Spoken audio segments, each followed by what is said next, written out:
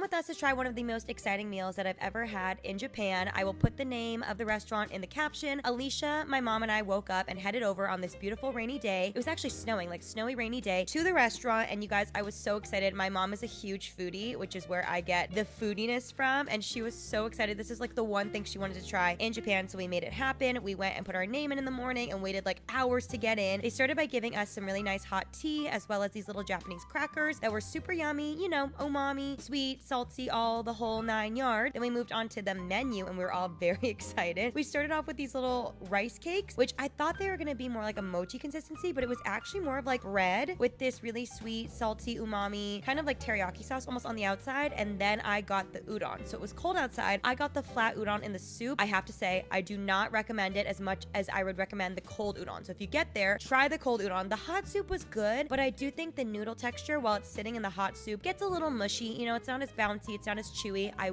have to say though, the tempura was the best tempura I have ever had. It was so light and flaky. I've been to like actual tempura houses, and this tempura was better. The tempura absolutely hit. It was so delicious and light and crispy. And then my mom ordered the cold udon, so she wanted us to try, and I have to say again, it was fantastic. It was unlike any sort of like noodle texture I've had before. The cold dipping sauce was so good. It was so bouncy and chewy and amazing, and totally worth all the awards. It was so cool, and you guys have to try it out if you go to Japan. It was absolutely amazing.